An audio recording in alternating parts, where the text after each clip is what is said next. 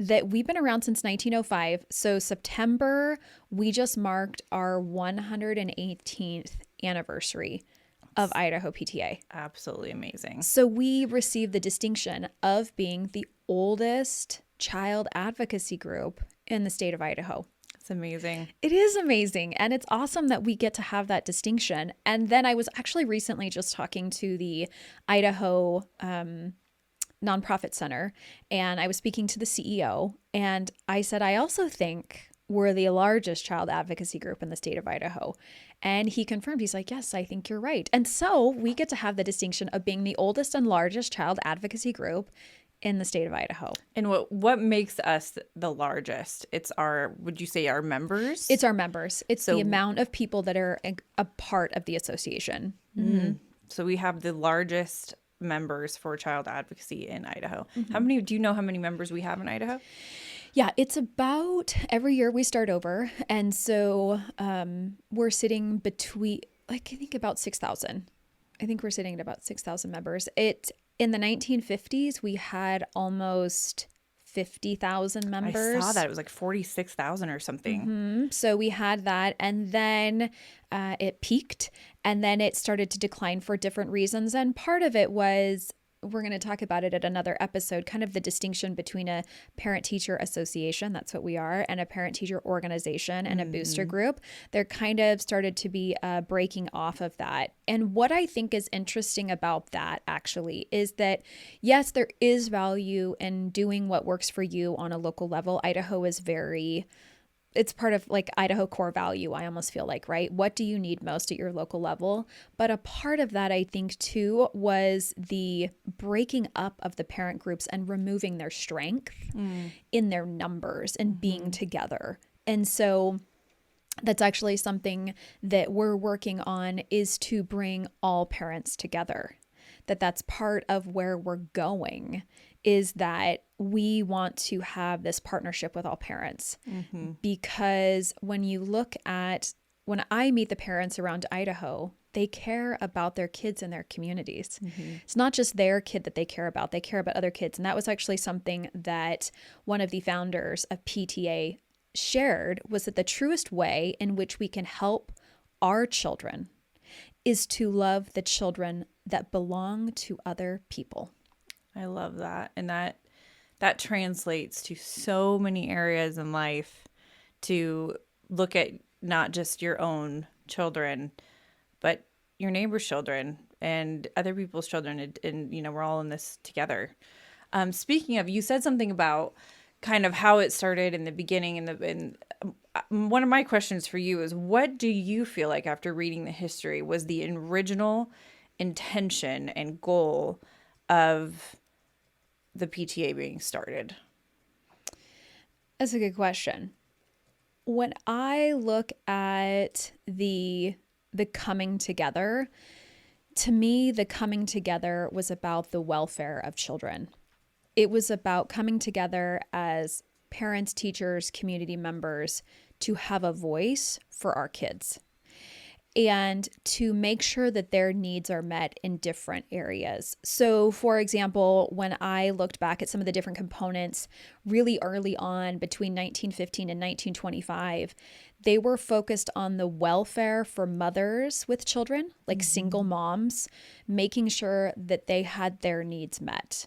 They were focused on health issues for kids. So think immunizations during that time period. Yeah. Right now in 2023, it's very common for us to have our doctor's office call us and say, hey, your child needs their well check, right? And we have these markers all along the way. Well, these mothers and these parent groups were one of the reasons that we have that today. And then they were also focused on educating their members on different topics that were relevant for them at that time period. So during that time period, that would have been home gardening. It would have been school fairs, father's nights, and there were a lot of juvenile issues and court experiences. So these members, these PTA members, were advocating for juveniles within the court system because they didn't feel like the processes were fair for them and that they were considering all of their all of their different needs. And so what that tells me is these mothers and teachers and fathers, right? So these parents were clued in on what was needed during that time period. And we see that today, right? We see different, I mean, there are lots of associations around the state who are working to bring awareness to their members about safety around cell phone use and what type of social media is out there. Is actually when I attended one of my very first conventions for the state, it was here in the Boise area. The Idaho PTA invited Officer Gomez to the stage, and he shared this amazing presentation about what's on social media. Where are kids right now? Where are they spending their time? And these are red flags for parents to be aware of. And Officer Gomez was just kind of he had already had a lot of traction in what he was doing. And this was like back in 2016, 2017. And now he is a huge voice around Idaho for social media awareness for parents and what to be, and other markers for parents to be aware of. So it's interesting to me that he has really become a voice in that area, and Idaho PTA had him pretty early on to let their members know about what was going on. So that was something that like as a marker, I just think that connection to the past and present for us now is, but what about you? Well, I mean, to go piggyback off of what you were saying, just to summarize what you were saying, I think that, so what you're saying is the goal of what you feel like started with the PTA was to address the current needs of children in the current state that we're in, their current needs, and then also to inform parents and keep parents informed, and then to advocate for injustice for children. Is that what you would surmise would be your... Great summary. Thank you for capturing all of that. I just want to make sure that's, Yes. For me, I think what I've seen at least, and I'm rather new to the PTA, which you will find, kids grow up, so new people come in. Mine's little, so I'm kind of starting out. And it's been fascinating being from that point because I've been able to really absorb like a little sponge everything and ask all these questions. And I think what I saw originally, like I kind of mentioned, was how involved in the government the PTA was. I mean, you even mentioning getting involved in juvenile court. That's getting involved in the government. That's advocating for these children with the government, with the court system. Advocating for when they had to go in for health checks and start that, they had to go to the government to get that approved.